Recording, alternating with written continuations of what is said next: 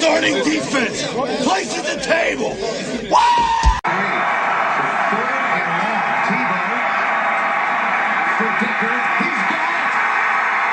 Sometimes happens, someone has to deal with it, and who are you going to call?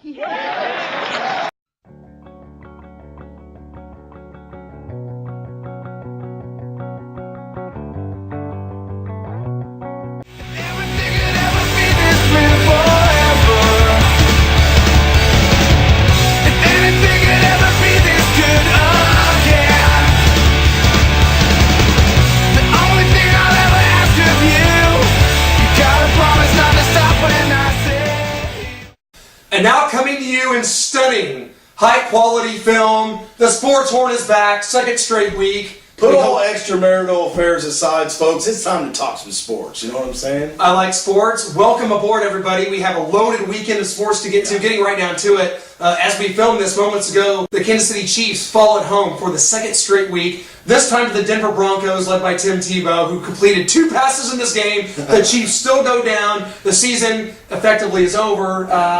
I mean, that's the way everybody's probably got to look at it. I mean, you look at the rest of our schedule, and we play teams that were either in the playoffs or, well, I think almost every team left either made the playoffs or was close to it, or they're coming on strong this year. It's the fact that we can't even protect the quarterback.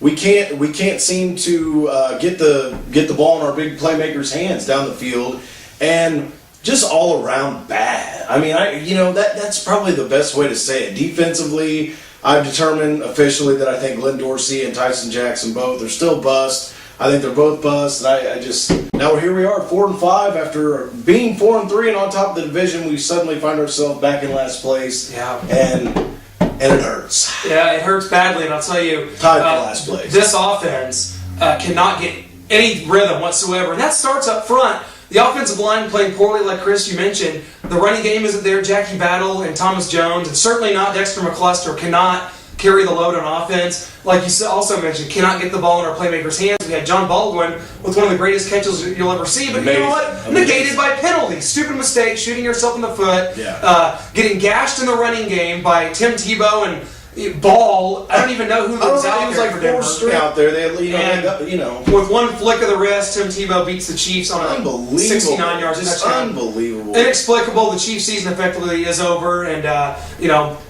the rest of the games will pretty much be meaningless for Kansas City. Moving on to much more positive issues for us. The Missouri Tigers, with their last chance to beat Bevo and the Texas Longhorns, smashed them in the mouth on Saturday. Without much of an offensive effort, were able to absolutely shut down Texas's inept offense, winning the game 17-5. Pinkel's first win over the Texas Longhorns. What does this do for the rest of the season as Missouri looks to gain bowl eligibility next week, but also as a parting gift to the Big 12, the team that Missouri's moving away from, they were able to beat on their home field on Saturday. I think it's amazing for all of our fans. It's amazing for the school in general to get that win over Texas after so much bad-mouthing of the Mizzou Tigers for leaving the Big 12. Yeah. And they're the big dog in the Big 12. They're the ones that I feel have cost the league teams and also other teams in the league money over the years. So for Pinkel to get that win over them and for us to leave by beating one of the biggest, the biggest team in the Big 12, you could say. It's great. It's great, and it's sweet sorrow, bittersweet maybe, but it definitely feels great to be moving on. And 2 games left. We have Texas Tech and then Kansas at Arrowhead Stadium, perhaps for the last time. Chris, we will be on hand in Kansas City for that. Yes. It'll be kind of another an amazing scene, possibly a historic game, playing Kansas for the last time, and I can't wait to be there chanting SEC at those speakers as we leave the the field. victory. Yeah. Well, certainly. Yeah. And it's going to feel great. Here's my question to you. Looking at the season as a whole, and I know it's not over yet, but looking at James Franklin and looking at the way that he's came along, do you feel that he'll be the Tigers quarterback next season? I absolutely do. I think Franklin has been inconsistent this year. We all know that. He has had some games where he has not got it done, appeared to kind of be nonchalant in the way he approached the game, forced some throws, has trouble throwing the out pattern. But you know what? This is a quarterback who has a big game mentality. We've seen him show up. We've seen him make big plays at the end of games, even games we lost, like Arizona State and Kansas State, made some big throws. And I think going into next year, he's going to be a very seasoned quarterback with a year under his belt. He is definitely the quarterback going forward. And I think heading into the SEC, East, he may be one of the top quarterbacks in that division, along with Murray from Georgia. So I give Franklin a big nod for this. He's a Texas guy. He was able to beat Texas and A&M. Yeah, and that had to feel good. It had to feel good for him. Yeah. So I think he is definitely your guy going forward. Obviously, key injury to Henry Josie, guys, on Saturday, who tore his ACL, MCL, PCL, his patella tendon. He is done for a long time. Yeah. We don't know a time frame on that. It could be 2 years before we see our star running back again. Well, if we could show a replay of that right now. Yeah, it looked devastating. It's one of those plays where it's really awkward. And usually when you see a guy go down awkwardly, it's like the Bo Jackson hip injury. It's just one of those freak things. But he literally tore every tendon in his knee, and we just wish him all the best. Our thoughts are with Josie because he is a gamer. Yes. He is one of the top. We hope to see you back in that number 20 before it's all said and done with you. Which I think we will. So we're heading to bowl agility, Chris. Let's go get that. If you can finish the season out 7-5 and then go get your 8th win, that would put him on Franklin and this team on par with where Chase Daniel was as a first-year starter, and where Blaine Gabbert was as a first-year starter. So, guys, unbelievable to say, but college basketball season has tipped off. NBA season has not tipped off. Another story for another day. But we have college basketball. Missouri opens with a 83-68 win over SEMO on Friday night. Obviously, not a lot of size on this Missouri team, but we head to the Sprint Center next week to play in the CBE Classic. What do you make of the Big 12 this year? With a lot of teams are kind of down. Kansas lost a lot of talent. Missouri returns a lot of talent.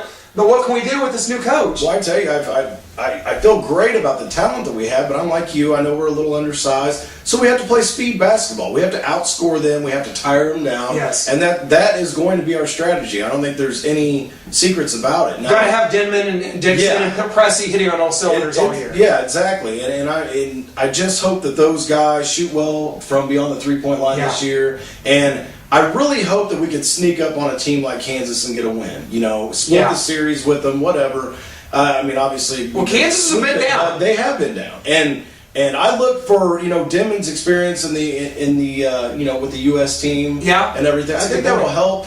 Leadership wise, I think it'll bring some open some eyes and new ideas, and I feel really good about the Tigers going into this season. I don't necessarily think we'll win the Big 12. Agreed. But it would be so sweet to do well and possibly steal a win from Kansas and do well in the tournament, leaving the Big 12 to say goodbye. Yeah, and I think going into the SEC, basketball will definitely help us. I think we can recruit down there and compete with those teams. I think Missouri as a program is better than most of the schools in the SEC, save, of course, for Kentucky, maybe Florida.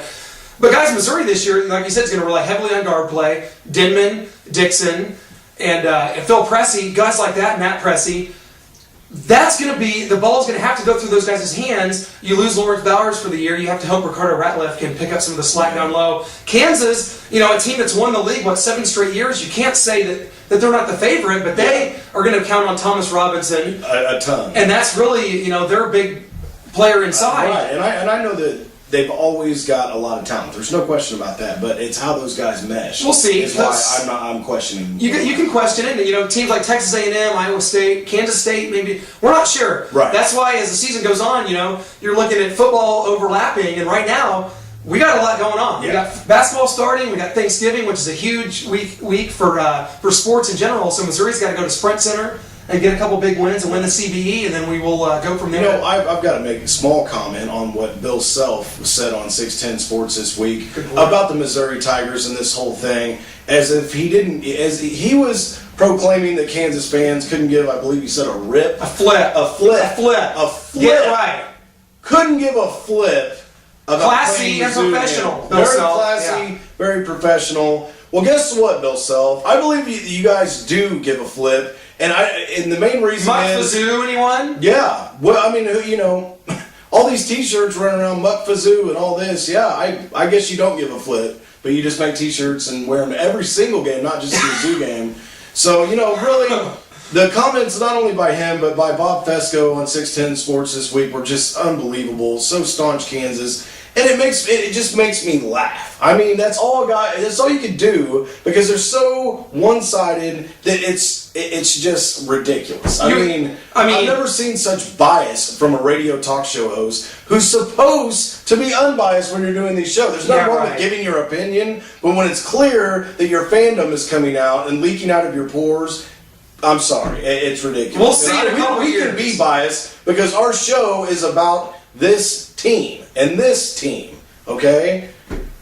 I think Bill Self saying that is completely unprofessional and really trying to get Kansas's name in the paper throughout this media frenzy, which is Missouri going to the SEC, which is basically Kansas fans finding out that guess what? Our university doesn't mean anything. Enrollment is down. Your football program's a joke. You're giving away tickets on Groupon to football games, and that's what drives this athletic department is football. You don't have it. Your basketball program is very solid, it always will be, but it doesn't mean anything during conference realignment. And Kansas fans have to sit back and take it and watch Missouri be the pretty girl going to the prom. Yes. While Kansas sits at home with Turner Gill and a 2-10 season coming up. Congratulations, Bill Self. Absolutely. We don't give a flip about you either. We will see you down the road. What you don't know sure can hurt you. Had to get that in. Yes.